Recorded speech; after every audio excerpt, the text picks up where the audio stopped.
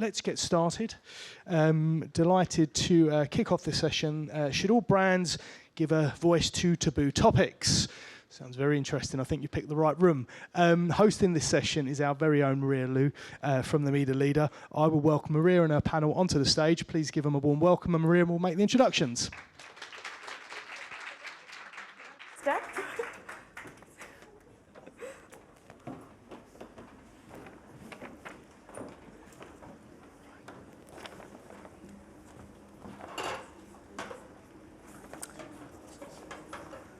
We all okay? Okay.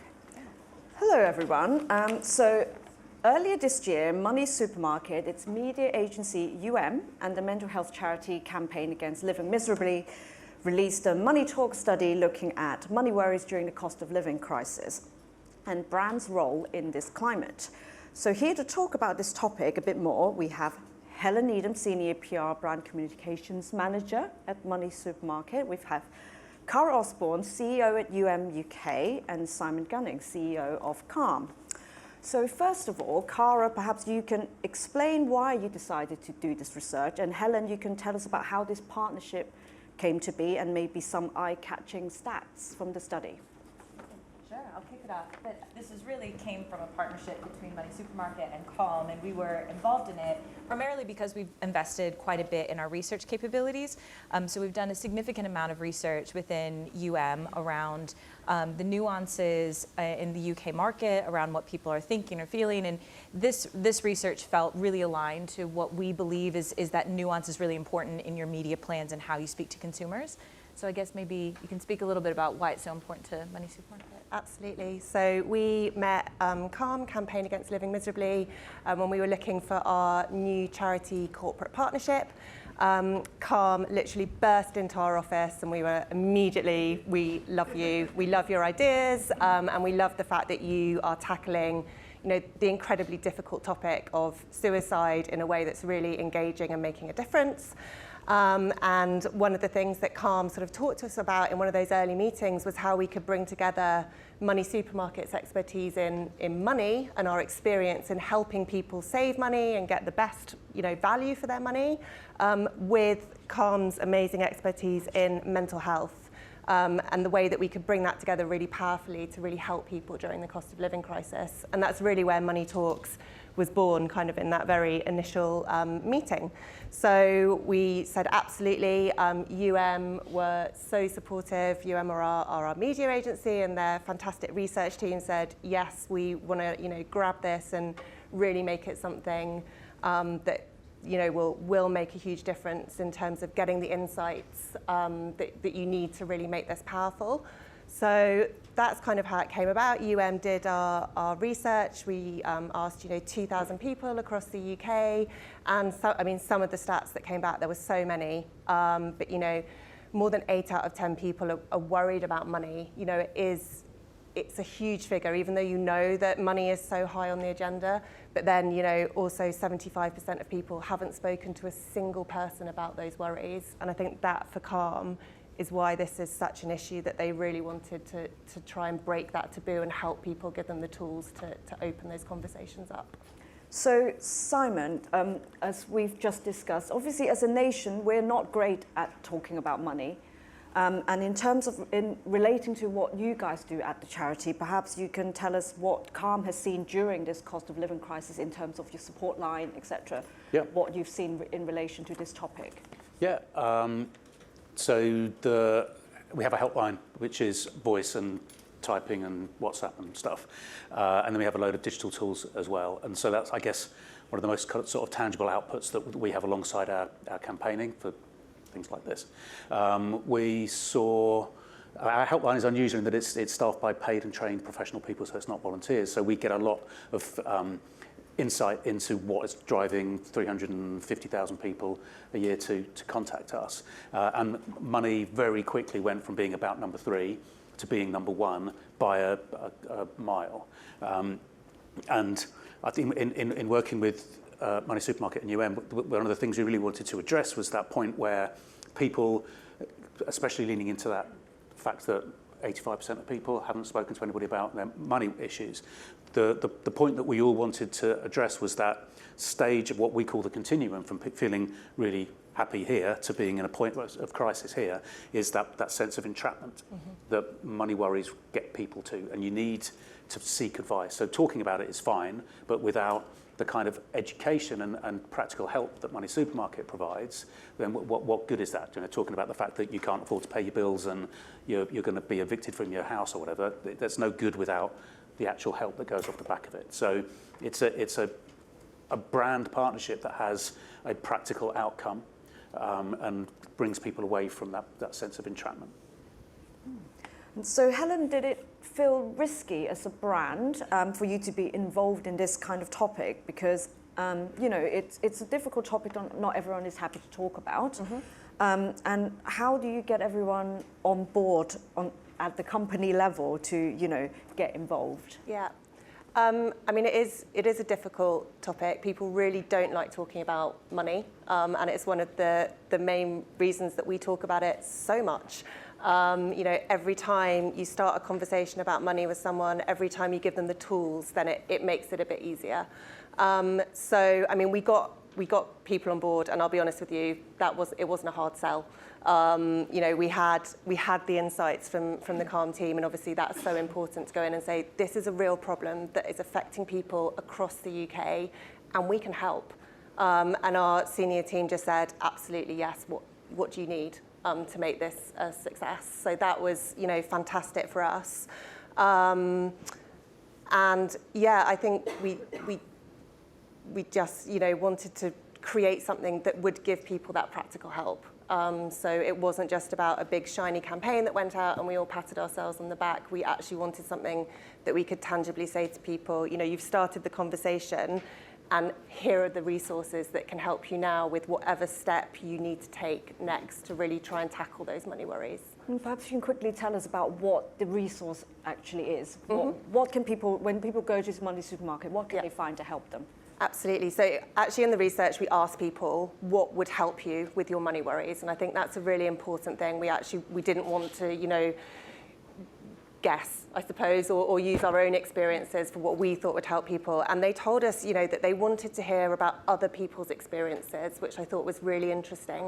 You know, people like them who, you know, they just felt so alone and isolated. And of course, they wanted the practical, you know, tips and support. So we worked with Calm, who produced 3 fantastic videos with 3 of their ambassadors, really candidly and really openly and very vulnerably talking about their experience of money worries.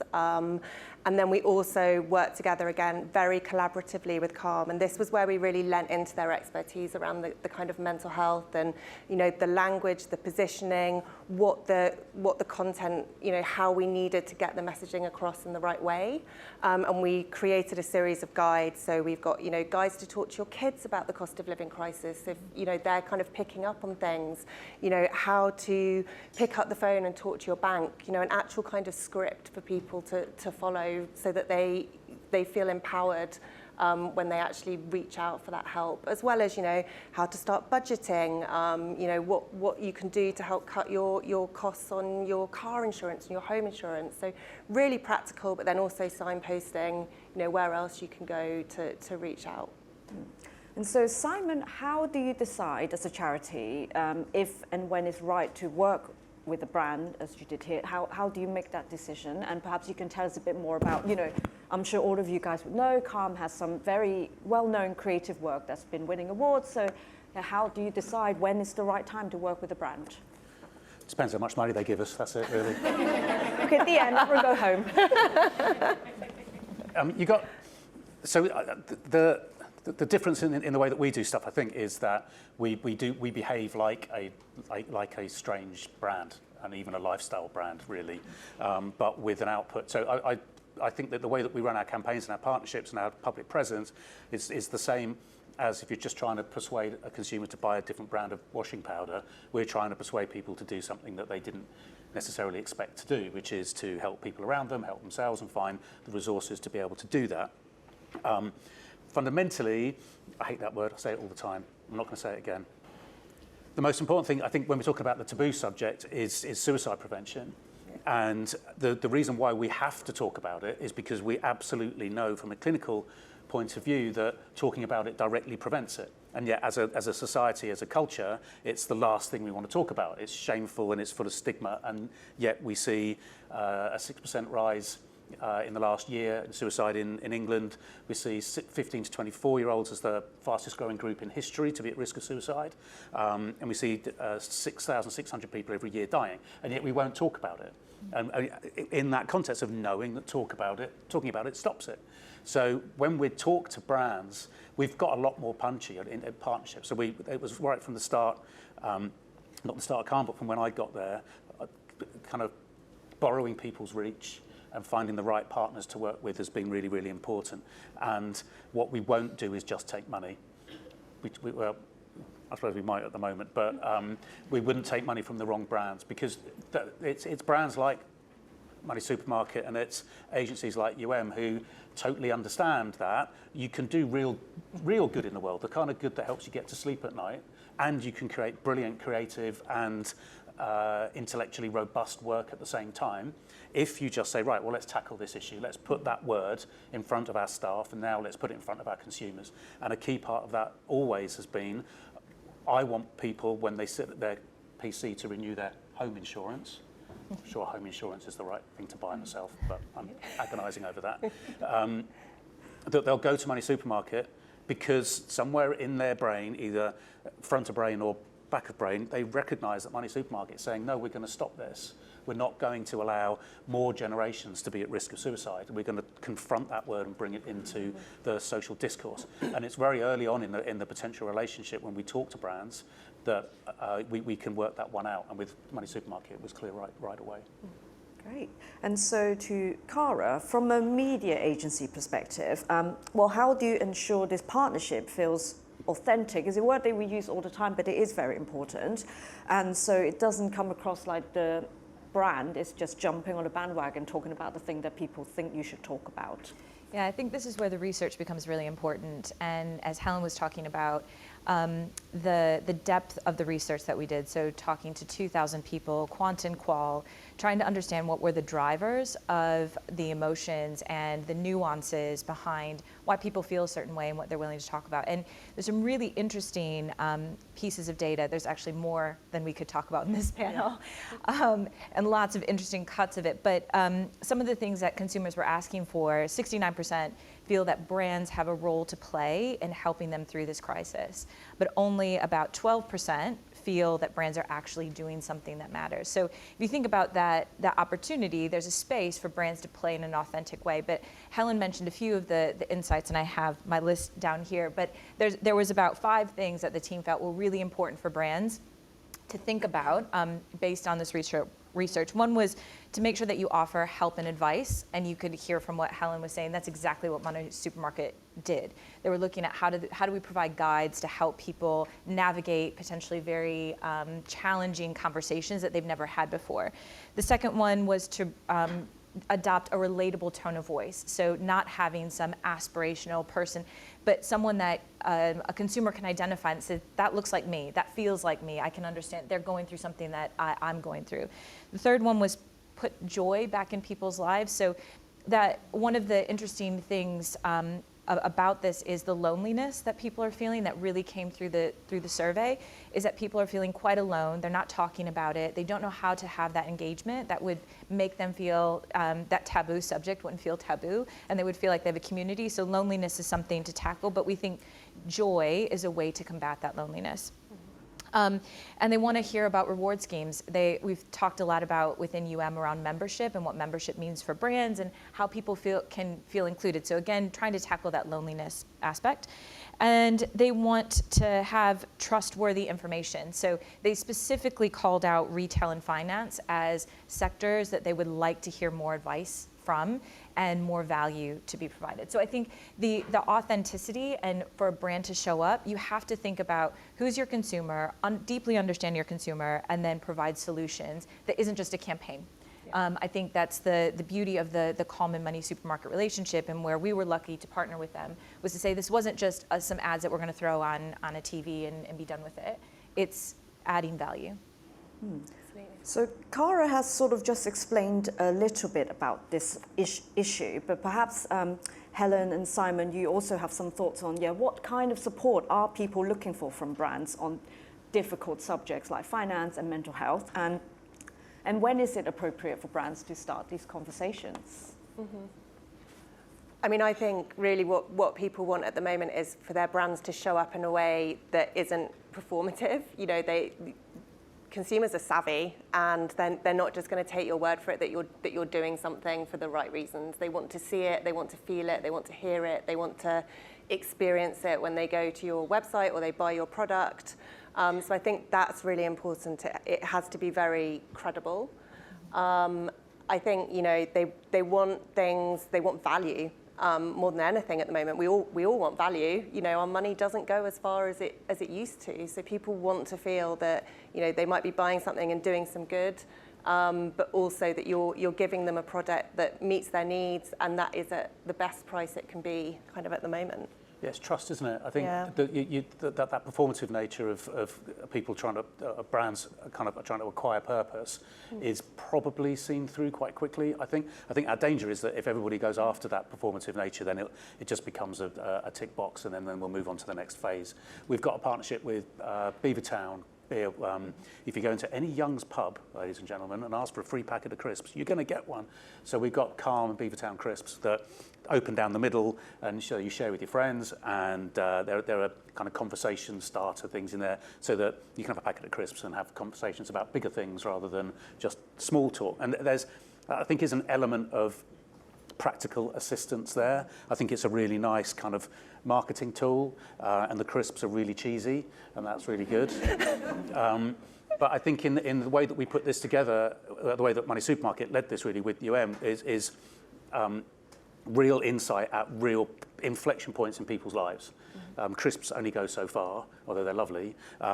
This providing education as well as kind of a social discourse is the next step that I guess working with an organisation like Calm can do, because there's legitimacy, but there's also kind of practical help there.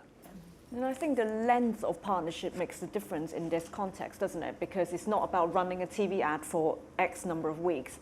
It's a longer term thing which shows that commitment. But you see it in people, like we might run into your office, but when we started talking to Moneysupermarket, you can see that there is a belief and that there's a real buy-in to trying to achieve what we're doing. And that's, I suppose, because it's humans that work there rather than, not just churning out a big old spreadsheet. It's there is I guess we all want to do something with our lives that sort of feels good, and it does feel good.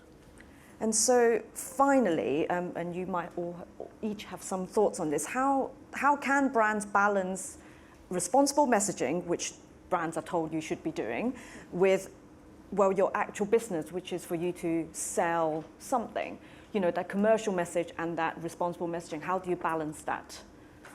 Yeah, so I have a couple of examples that expand beyond the Moneysupermarket situation. So for Amex, we were looking at how do they resonate more with their consumers while also doing something good. So we had a campaign that was called Amex Unsigned, and it was specifically looking at two things. They knew that their consumers love music, but then consumers were also looking for brands to show up authentically. So we were looking at the music industry and the challenges the music industry was having. And so we ran a campaign, but it also ended up being a project where we were looking at young undiscovered artists, as well as looking at venues that hadn't had people coming to it. So we combined all of those things. And what Amex saw was in that campaign, which if you Google it, we have a great little video that can tell you all the amazing stats.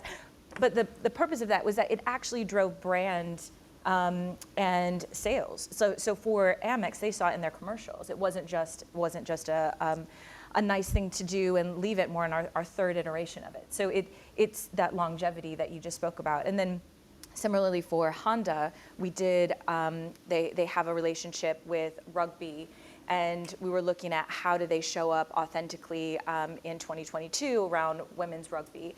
And what they ended up doing was setting up a trust that girls' rugby leagues could then participate in and get grants and get expert advice. And the majority of the 400 clubs that are registered with rugby union, they applied for the grant. And But then, from a campaign perspective, it showed up in a lift in brand consideration and awareness and positivity. So I think if you stay true to your values and you have that authenticity, it's not a flash in the pan, it's not just for a campaign that shows up one time.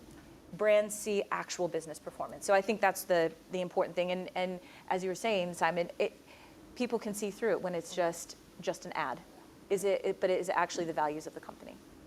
Yeah. And Helen, just quickly? Quickly, everything that Cara said, I would also say just find a partner who brings something else to the table. So for us with Calm really challenge us to be bold, to be brave. They're very open and honest with us. They're very collaborative with us.